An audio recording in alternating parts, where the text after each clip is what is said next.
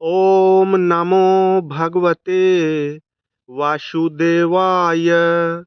श्रीमद् भागवत महापुराण के दशम स्कंध में श्री कृष्ण बलराम का यज्ञोपवीत और गुरुकुल में प्रवेश, इस कथा को सुनाते हुए श्री सुखदेव जी कहते हैं, परीक्षित, भगवान श्री कृष्ण ने देखा कि माता पिता को मेरे भगवत मेरे भगवत भाव का ज्ञान हो गया है, परंतु इन्हें ऐसा ज्ञान होना ठीक नहीं। इससे तो ये पुत्र स्नेह का सुख नहीं पा सकेंगे।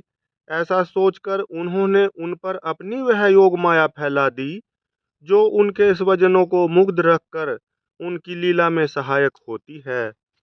यदुवंश शिरोमणि भगवान श्री कृष्ण बड़े भाई बलराम जी के साथ अपने माँ बाप के पास जाकर आदरपूर्वक और विनय से झुककर मेरी अम्मा, मेरे पिताजी, इन शब्दों से उन्हें प्रसन्न करते हुए कहने लगे, पिताजी, माताजी, हम आपके पुत्र हैं और आप हमारे लिए सर्वदा उत्कंठित रहते हैं।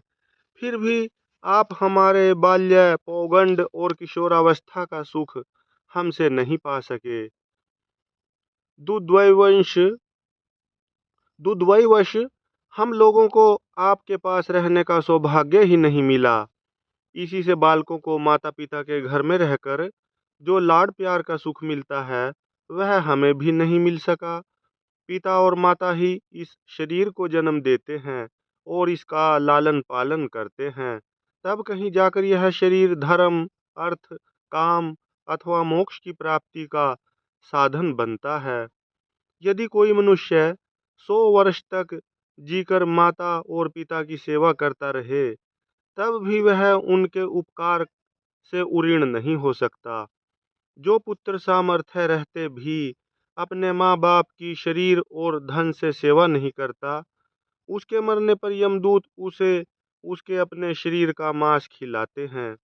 जो पुरुष समर्थ होकर भी बूढ़े माता पिता, सती पत्नी, बालक, संतान, गुरु, ब्राह्मण और शरणदाता का भरण पोषण नहीं करता, वह जीता हुआ भी मुर्दे के समान ही है।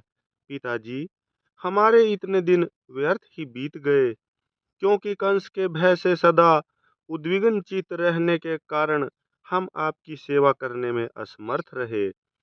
मेरी माँ और मेरे पिताजी, आप दोनों हमें क्षमा करें। हाय, दुष्ट कंस ने आपको इतने इतने कष्ट दिए, परंतु हम परतंत्र रहने के कारण आपकी कोई सेवा शुश्रूषा न कर सके। श्री सुखदेव जी कहते हैं, परीक्षित, अपनी लीला से मनुष्य बने हुए विश्वात्मा श्री हरि की इस वाणी से मोहित हो देवकी वसुदेव ने उन्हें गोद में उठा लिया और हृदय से चिपकाकर परमानंद प्राप्त किया। राजन, वे स्नेह पाश से बंधकर पूर्णतः मोहित हो गए और आंसुओं की धारा से उनका अभिषेक करने लगे। यहाँ तक कि आंसुओं के कारण गला रूंध जाने से वे कुछ बोल भी न सके। देवकी नंदन भगवान श्री कृष्ण ने इस प्रकार अपने माता पिता को सांत्वना देकर अपने नाना उग्रसेन को यदुवंशियों का राजा बना दिया और उनसे कहा, महाराज, हम आपकी प्रजा हैं, आप हम लोगों पर शासन कीजिए। राजा ययाति का शाप होने के कारण यदुवंशी राज सिंहासन पर नहीं बैठ सकते, परंतु मेरी ऐसी ही इच्छा है, इसलिए आपको कोई दोष न होगा। जब मैं सेवक बनकर आपकी सेवा करता रहूँगा, तब बड़े बड़े देवता भी सिर झुकाकर आपको भेंट देंगे। दूसरे नरपतियों के बारे में तो कहना ही क्या है। परीक्षित, भगवान श्री कृष्ण ही सारे विश्व के विधाता हैं। उन्होंने जो कंस के भय से व्याकुल होकर इधर उधर भाग गए थे, उन यदु, वृष्णि, अंधक, मधु, दाशाहर और कुकुर आदि वंशों में उत्पन्न समस्त सजातीय संबंधियों को ढूंढ ढूंढ कर बुलवाया। उन्हें घर से बाहर रहने में बड़ा क्लेश उठाना पड़ा था। भगवान ने उनका सत्कार किया, सांत्वना दी और उन्हें खूब धन संपत्ति देकर तृप्त किया तथा अपने अपने घरों में बसा दिया। अब सारे के सारे यदुवंशी भगवान श्री कृष्ण तथा बलराम जी के बाहुबल से सुरक्षित थे। उनकी कृपा से उन्हें किसी प्रकार की व्यथा नहीं थी, दुख नहीं था।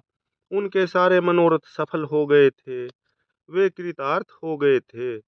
अब वे अपने अपने घरों में आनंद से विहार करने लगे। भगवान श्री कृष्ण का वदन वंदन आनंद का सदन है। वह नित्य प्रफुल्लित, कभी न कुम्हलाने वाला कमल है। उसका सौंदर्य अपार है, सदैव हास और चितवन उस पर सदा नाचती रहती है। यदुवंशी दिन प्रतिदिन उनका दर्शन करके आनंद मगन रहते। मथुरा के वृद्ध पुरुष भी युवकों के समान अत्यंत बलवान और उत्साही हो गए थे, क्योंकि वे अपने नेत्रों के दोनों से बारंबार भगवान के मुखारविंद का अमृतमय मकरंद रस पान करते रहते थे। प्रिय परीक्षित, अब देवकी नंदन भगवान श्री कृष्ण और बलराम जी दोनों ही नंद बाबा के पास आए और गले लगने के बाद उनसे कहने लगे, पिताजी, आपने और माँ यशोदा ने बड़े स्नेह और दुलार से हमारा लालन पालन किया है। इसमें कोई संदेह नहीं कि माता पिता संतान पर अपने शरीर से भी अधिक स्नेह करते हैं। जिन्हें पालन पोषण न कर सकने के कारण स्वजन संबंधियों ने त्याग दिया है, उन बालकों को जो लोग अपने पुत्र के समान लाड़ प्यार से पालते हैं, वे ही वास्तव में उनके माँ बाप हैं। पिताजी, अब आप लोग व्रज में जाइए। इसमें संदेह नहीं कि हमारे बिना वात्सल्य स्नेह के कारण आप लोगों को बहुत दुख होगा। यहाँ के सुहृद संबंधियों को सुखी करके हम आप लोगों से मिलने के लिए आएंगे। भगवान श्री कृष्ण ने नंद बाबा और दूसरे व्रजवासियों को इस प्रकार समझा बुझाकर बड़े आदर के साथ वस्त्र, आभूषण और अनेक धातुओं के बने बर्तन आदि देकर उनका सत्कार किया। भगवान की बात सुनकर नंद बाबा ने प्रेम से अधीर होकर दोनों भाइयों को गले लगा लिया और फिर नेत्रों में आंसू भरकर गोपों के साथ व्रज के लिए प्रस्थान किया। हे राजन, इसके बाद वसुदेव जी ने अपने पुरोहित गर्गाचार्य तथा दूसरे ब्राह्मणों से दोनों पुत्रों का विधि पूर्वक द्विजाति समुचित यज्ञोपवीत संस्कार करवाया। उन्होंने विविध प्रकार के वस्त्र और आभूषणों से ब्राह्मणों का सत्कार करके उन्हें बहुत सी दक्षिणा तथा बछड़ों वाली गौएं दी। सभी गौएं गले में सोने की माला पहने हुए थीं तथा और भी बहुत से आभूषणों एवं रेशमी वस्त्रों की मालाओं से विभूषित थीं। महामती वसुदेव जी ने भगवान श्री कृष्ण और बलराम जी के जन्म नक्षत्र में जितनी गौएं मन ही मन संकल्प करके दी थीं, उन्हें पहले कंस ने अन्याय से छीन लिया था।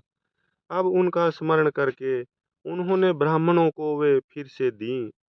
इस प्रकार यदुवंश के आचार्य गर्ग जी से संस्कार कराकर बलराम जी और भगवान श्री कृष्ण द्विजत्व को प्राप्त हुए। उनका ब्रह्मचर्य व्रत अखंड तो था ही, अब उन्होंने गायत्री पूर्वक अध्ययन करने के लिए उसे नियमतः स्वीकार किया। श्री कृष्ण और बलराम जगत के एकमात्र स्वामी हैं, सर्वज्ञ हैं। सभी विद्याएं उन्हीं से निकली हैं। उनका निर्मल ज्ञान स्वतः सिद्ध है। फिर भी उन्होंने मनुष्य की सी लीला करके उसे छुपा रखा था। अब वे दोनों गुरुकुल में निवास करने की इच्छा से कश्यप काश्यप गोत्री सांदीपनि मुनि के पास गए, जो अवंतीपुर उज्जैन में रहते थे। वे दोनों भाई विधि पूर्वक गुरु जी के पास रहने लगे। उस समय वे बड़े ही सुसंयत, अपनी चेष्टाओं को सर्वथा नियमित रखे हुए थे। गुरु जी तो उनका आदर करते ही थे।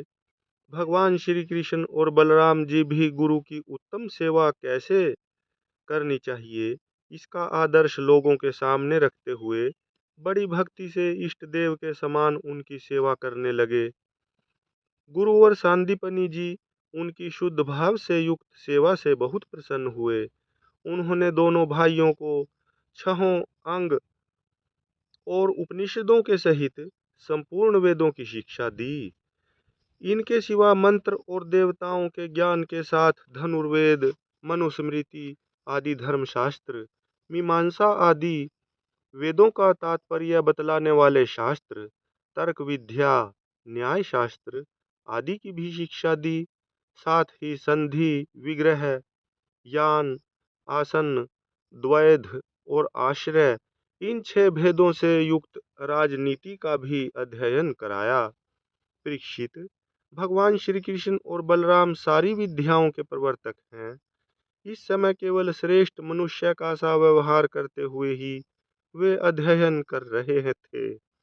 उन्होंने गुरु जी के केवल एक बार कहने मात्र से सारी विद्याएं सीख लीं। केवल 64 दिन रात में ही संयमी शिरोमणि दोनों भाइयों ने चौष्ठों कलाओं का ज्ञान प्राप्त कर लिया। इस प्रकार अध्ययन समाप्त होने पर उन्होंने सांदीपनि मुनि से प्रार्थना की कि आपकी जो इच्छा हो गुरु दक्षिणा मांग लें। महाराज, सांदीपनि मुनि ने उनकी अद्भुत महिमा और अलौकिक बुद्धि का अनुभव कर लिया था, इसलिए उन्होंने अपनी पत्नी से सलाह करके यह गुरु दक्षिणा मांगी कि प्रभास क्षेत्र में हमारा बालक समुद्र में डूबकर मर गया था, उसे तुम लोग ला दो। बलराम जी और श्री कृष्ण का पराक्रम अनंत था, दोनों ही महारथी थे। उन्होंने बहुत अच्छा कहकर गुरु जी की आज्ञा स्वीकार की और रथ पर सवार होकर प्रभास क्षेत्र में गए। वे समुद्र तट पर जाकर क्षण भर बैठे रहे। उस समय यह जानकर कि ये साक्षात परमेश्वर हैं, अनेक प्रकार की पूजा सामग्री लेकर समुद्र उनके सामने उपस्थित हुआ। भगवान ने समुद्र से कहा, समुद्र, तुम यहाँ अपनी बड़ी बड़ी तरंगों से हमारे जिस गुरुपुत्र को बहा ले गए थे, उसे लाकर शीघ्र हमें दो। मनुष्य वेशधारी समुद्र ने कहा, देवाधिदेव श्री कृष्ण, मैंने उस बालक को नहीं लिया है। मेरे जल में पंचजन नाम का एक बड़ा भारी दैत्य जाति का असुर शंख के रूप में रहता है। अवश्य ही उसी ने वह बालक चुरा लिया होगा। समुद्र की बात सुनकर भगवान तुरंत ही जल में जा घुसे और शंखासुर को मार डाला, परंतु वह बालक उसके पेट में नहीं मिला। तब उसके शरीर का शंख लेकर भगवान रथ पर चले आए। वहां से बलराम जी के साथ श्री कृष्ण ने यमराज की प्रियपुरी संयमनी में जाकर अपना शंख बजाया। शंख का शब्द सुनकर सारी प्रजा का शासन करने वाले यमराज ने उनका स्वागत किया और भक्ति भाव से भरकर विधि पूर्वक उनकी बहुत बड़ी पूजा की।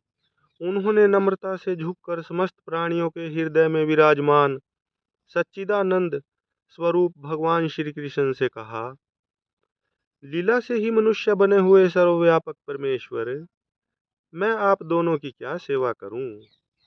श्री भगवान ने कहा, यमराज, यहाँ अपने कर्म बंधन के अनुसार मेरा गुरुपुत्र लाया गया है। तुम मेरी आज्ञा स्वीकार करो और उसके कर्म पर ध्यान न देकर उसे मेरे पास ले आओ। यमराज ने जो आज्ञा कहकर भगवान का आदेश स्वीकार किया और उनका गुरुपुत्र ला दिया। तब यदुवंश शिरोमणि भगवान श्री कृष्ण और बलराम जी उस बालक को लेकर उज्जैन लौट आए और उसे अपने गुरुदेव को सौंप कर कहा कि आप और जो कुछ चाहें मांग लें। गुरु जी ने कहा, बेटा, तुम दोनों ने भली भांति गुरु दक्षिणा दी, अब और क्या चाहिए। जो तुम्हारे जैसे पुरुषोत्तमों का गुरु है, उसका कौन सा मनोरथ अपूर्ण रह सकता है। वीरो, अब तुम दोनों अपने घर जाओ। तुम्हें लोगों को पवित्र करने वाली कीर्ति प्राप्त हो। तुम्हारी पढ़ी हुई विद्या इस लोक और परलोक में सदा नवीन बनी रहे, कभी विस्मृत न हो। बेटा परीक्षित, फिर गुरु जी से आज्ञा लेकर वायु के समान वेग और मेघ के समान शब्द वाले रथ पर सवार होकर दोनों भाई मथुरा लौट आए। मथुरा की प्रजा बहुत दिनों तक श्री कृष्ण और बलराम को न देखने से अत्यंत दुखी हो रही थी। अब उन्हें आया हुआ देख सब के सब परमानंद में मगन हो गए, मानो खोया हुआ धन मिल गया हो। हरि ओम तत्सत, हरि ओम तत्सत, हरि ओम तत्सत, हरि ओम।